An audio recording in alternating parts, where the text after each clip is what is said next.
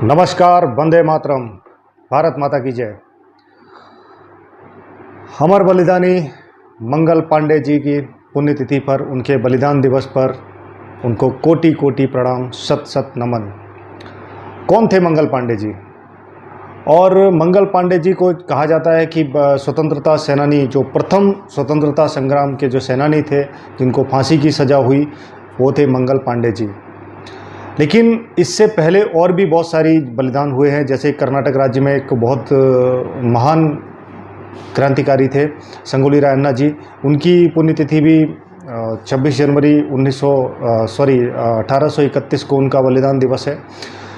इसी प्रकार मंगल पांडे जी, जो अंग्रेज़ों की सेना में कार्यरत थे, उनके सैनिक थे। लेकिन जब उन्हें ये पता चला, एक दिन की घटना थी, जब वो जा रहे थे, कहीं स्नान करके जा रहे थे, तो कोई जो अपने वहाँ के जो सफाई कर्मचारी उस समय थे उनकी सैनिक जो छावनी में, तो वो झाड़ू लगा रहे थे। तो मंगल पांडे जी ने उनको कहा कि देखो, देख के, नहीं तो मैं गंदा हो जाऊँगा।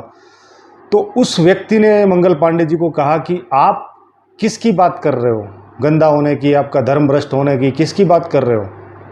क्योंकि भारतवर्ष के अंदर आप जिनके सैनिक हो और जो आप हथियार लेके घूमते हो, जिससे आप गोली चलाते हो, तो जो कारतूस जो आप मुंह से खोल के जो बंदूक में डालते हो, उस गन में डालते हो, तो उसमें चर्बी होती है। वो चर्बी होती है गाय की और सूअर की।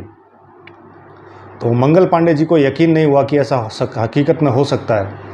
तो उन्होंने जब अपने साथियों के साथ चर्चा की, और जहाँ पे बनता था, कारतूस बनते थे, जहाँ चर्बी उबाली जाती थी, उबाल के उसको गला के, और जो उसका प्रोसेस था वो करके बनाया जाता था। तो वो होने के जहाँ पे बनता था, मंगल पांडे जी अपने साथियों के साथ वहाँ पे जाते हैं, और जब वहाँ पे देखा कि गौ माता की चर्बी और सूअर की वहाँ पे चर्बी और उनका, तो मंगल पांडे जी को बहुत ही ज़्यादा गुस्सा आया, क्रोध से वो आग बबूला हो गए। क्योंकि मंगल पांडे जी ने कहा कि जिस गाय की मैं बचपन से पूजा करते आया हूँ, जिसकी जो हमारे संस्कृति है, हमारा धर्म है, जो हमको सब कुछ सिखाती है, सब कुछ देती है, क्योंकि चूँकि मंगल पांडे जी एक ब्राह्मण परिवार से थे और ब्राह्मण थे वो, और वो इतना जानते थे क्योंकि 16 संस्कार जो होते हैं सनातन संस्कृति में, वो बिना गौ माता के पूर्ण नहीं हो सकते। तो भारत में जिस गाय को पूजनीय माना गया है, वंदनीय माना गया है, उसका वध करके, उसकी हत्या करके, हत्या करने के बाद उसकी जो चर्बी निकलती है वो कारतूसों में इस्तेमाल करते थे, ताकि उससे जो हमारे हिंदू सैनिक थे, जो भारतीय सैनिक थे, क्योंकि भारत का मुस्लिम भी उस समय गौमांस नहीं खाता था, गौ हत्या नहीं करता था, क्योंकि 1857 से पहले, और 1857 से लेके और 1894 के बीच में भारत के अंदर 7,32,000 गौ रक्षा समितियां बनी थी। तो आप अंदाज़ा लगा सकते हो कि उस समय जो भारत था, भारतवर्ष के अंदर इतनी सारी गौ रक्षा समितियां बनना, यानी कि प्रत्येक ग्राम पंचायत के अंदर एक जो हमारी गौ रक्षा समिति थी वहाँ पे, तो एक बहुत बड़ा आंदोलन चल रहा था उसके। इसलिए अंग्रेज़ों ने ये प्लान किया कि किसी प्रकार से गाय को काटो, उसका मांस खुद खाओ और एक्सपोर्ट करो, यानी कि इंग्लैंड वगैरह यूरोप में भेजो, और जो उसका जो चर्बी वगैरह बचता है उसका प्रयोग जो है कारतूस बनाने में करो, ताकि इन भारतीयों का, इनकी संस्कृति, इनका धर्म का विनाश हो। तो मंगल पांडे जी को जब ये मालूम चला, मंगल पांडे जी ने क्या किया कि मैं जिस गाय की पूजा करता हूँ, उसकी चर्बी, उसके मांस से बना हुआ ये कारतूस मैं अपने मुख से कभी नहीं खोलूँगा। तो उस समय जो एक उनका अधिकारी था, मेजर ह्यूसन, तो उन्होंने उससे पूछा कि आप ऐसा करते हो क्या? तो उसने कहा, मना किया, पहले मना किया। तो जब मंगल पांडे जी ने जब विद्रोह स्टार्ट किया, तो उसने वो स्वीकार किया कि हाँ, हम ऐसा करते हैं, लेकिन तुम हमारा क्या करोगे? तो मंगल पांडे जी ने उसी बंदूक का कि ठीक है, इतना दिन तो हमने निकाला कारतूस हमारे देशवासियों पे चलाने के लिए, या तो उसी समय उस मेजर ह्यूसन की हत्या कर दी, उसका वध कर दिया। हत्या कहना गलत होगा, वध कर दिया। उसके बाद जो अन्य अधिकारी भी थे उनके, जैसे एक उस समय लेफ्टिनेंट था, एक वॉब करके था, तो उसको भी मंगल पांडे जी ने मार दिया। तो ऐसे करके वो विद्रोह जो है वो बहुत बड़ा विद्रोह बना, और इस भारत की 1857 की जो क्रांति का उद्घोष हुआ, इस भारतवर्ष में एक नई दिशा हुई, नए लोग जो समस्त लोग थे एकत्रित होकर आंदोलन का में सम्मिलित हुए और भारतवर्ष में जगह जगह विद्रोह हुआ, आंदोलन शुरू हुआ।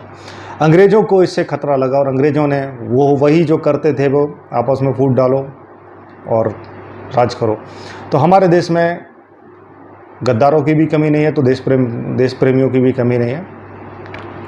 तो भारतवर्ष में वो दिन आया जब मंगल पांडे जी को गिरफ्तार किया गया, उनको फांसी की सज़ा सुनाई गई और आज ही के दिन यानी कि 8 अप्रैल 1857 को मंगल पांडे जी का जो बलिदान दिवस है, जो अपनी क्रांति का उद्घोष करके गए, वही आंदोलन एक भविष्य में बहुत बड़ा जन आंदोलन बना, जिससे जाके भारतवर्ष को आज़ादी मिली।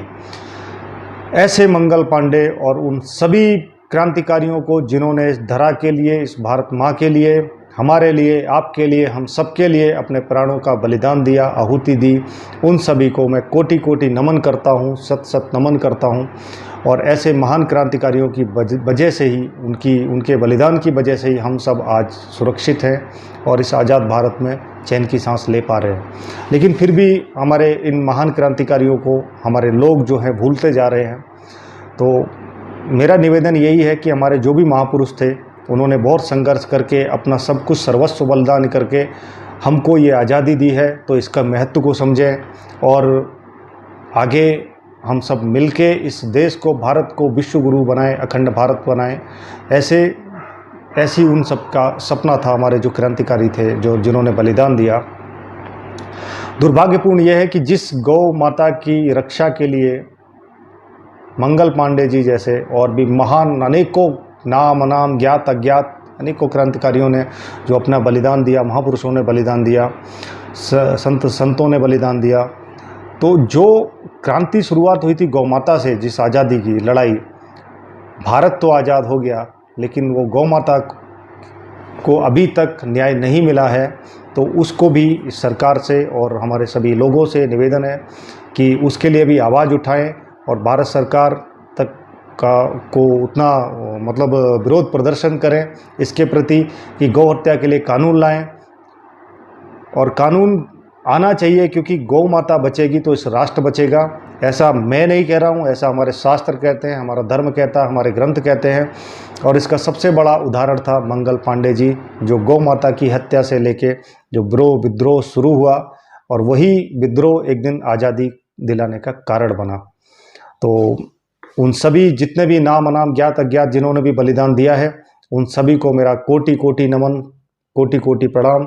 और जो भी भाई बहन जननी जन्मभूमि भारत यूट्यूब चैनल को सपोर्ट कर रहे हैं, उन सभी को भी कोटि कोटि नमन।